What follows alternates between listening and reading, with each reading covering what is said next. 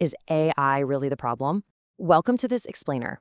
Today we're embarking on this beautiful, kind of cosmic journey to explore the magical but honestly pretty complex world of artificial intelligence and human creativity. We're going to unpack a truly fascinating perspective on a topic that is literally everywhere right now, and we're going to view it through a lens of empathy, ethics, and awe. So get comfortable and let's explore. It's a heavy question, right? Look, if you're a creator, a student, or honestly just someone observing the digital world right now, it is completely understandable to feel a bit of fear or frustration. I mean, we see comments all the time saying AI is ruining creativity or that it shouldn't even exist. And I want to start by gently validating those feelings. When you see art or writing being generated in mere seconds, it can feel like magic, sure, but sometimes it feels like dark magic. But we really need to step back and ask ourselves, is the technology itself actually to blame for this unease? Let's look at Section 1, the real AI problem, understanding human choices.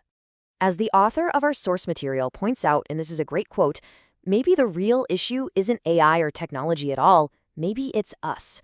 Think about that. The real frustration doesn't actually come from lines of code. It comes from how certain companies and bad actors choose to use that code.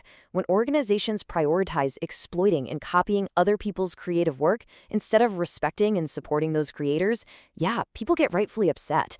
We're the ones who build these tools. We decide how they're used, we create the rules around them, and sometimes, sadly, we justify unethical actions in the name of advancing technology. Because of this, humanity is kind of both the culprit and the victim here.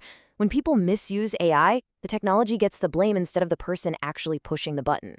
But the source makes the path forward beautifully clear. Generating art, writing, music, videos, or code is completely fine, provided we do it ethically. So here are the golden rules we absolutely must follow in our cosmic classroom. First up, AI-generated work should be clearly labeled. Honesty is key here. Second, students absolutely should not use AI to cheat or make it do all their heavy lifting. Doing that literally destroys your brain's ability to learn. Third, the work you make should be original. It shouldn't be stolen, and it shouldn't be what the author calls slop. That useless garbage content that just annoys everyone. And finally, selling AI-assisted work is totally okay, as long as you aren't intentionally stealing from another creator. If someone steals, that's unethical because of the person's actions, not because the AI exists. Moving right along to Section 2, the art of prompting, a real creative skill. Okay, so there is this massive myth out there that prompting an AI is totally effortless, that you just type a word and boom, magic happens. But the author's actual experience is completely different. It took them a full week of intense experimentation, immense patience, and pure practice just to learn how to reliably create images and infographics that actually match the ideas they had in their head.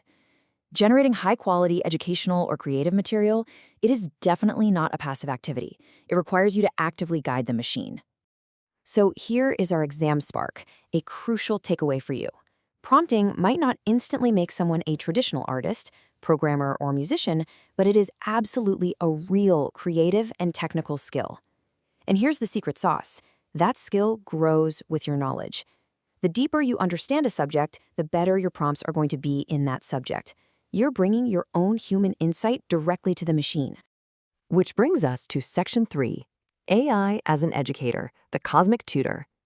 Man, AI can be an absolute powerhouse for learning. We can use it to generate stunning educational illustrations, infographics, and concept maps.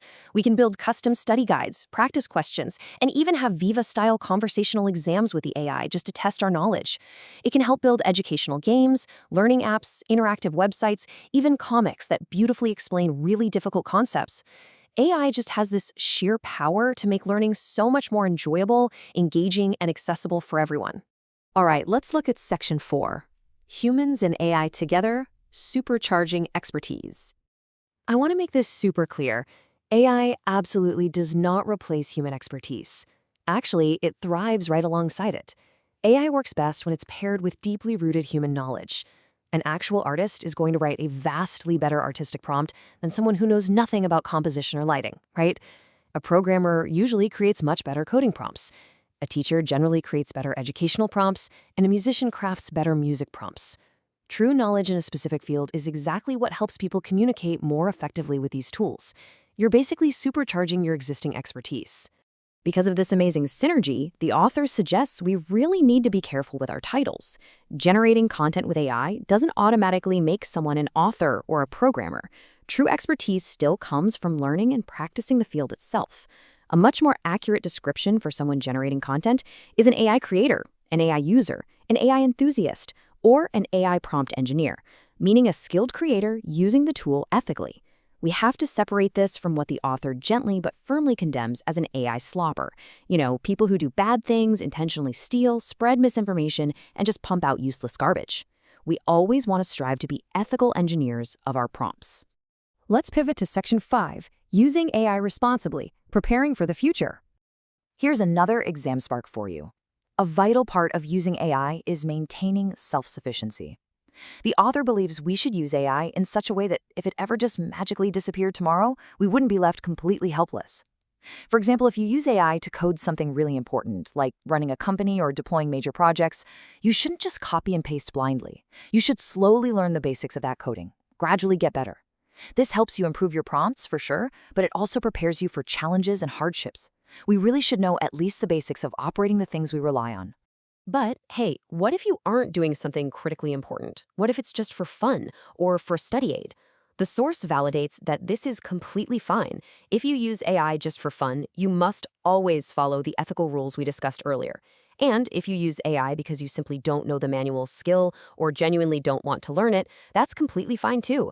Forcefully learning something you have no desire to learn is never a good time. Skilled people and experts should always accept that fact and respect it, provided, again, that the AI user isn't stealing or claiming false expertise. And that leads us to our final part, Section 6, Vision for Ethical AI, a Hopeful Future. The crucial point here is that future AI platforms literally have to be built on a set of stellar principles. They must respect creators. They must never intentionally steal creative work. They should obtain permission whenever possible, allowing creators to choose if they actually want to opt in and participate. They need to credit the human contributors who made the data possible in the first place. But most importantly, we must build technology that helps humanity instead of exploiting it. AI should empower students, empower our youth, and empower all types of creators, rather than diminishing them or disrespecting their hard work. At the end of the day, AI is neither inherently good nor inherently bad. Just like every single powerful technology throughout human history, its impact entirely depends on the choices people make. Technology is just a mirror, right? It reflects our human values. If we choose fairness, if we choose respect, and if we choose creativity, AI can become one of the greatest educational and creative tools humanity has ever built.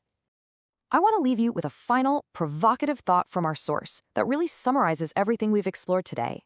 If we choose exploitation and dishonesty, we shouldn't blame the technology. We should hold ourselves accountable for how we use it. What will you choose? We have the power to shape this cosmic classroom. We have the power to use AI to supercharge our creativity, to learn with joy, and to build a future that respects the human spark. The tools are right here in our hands. So how will you use them?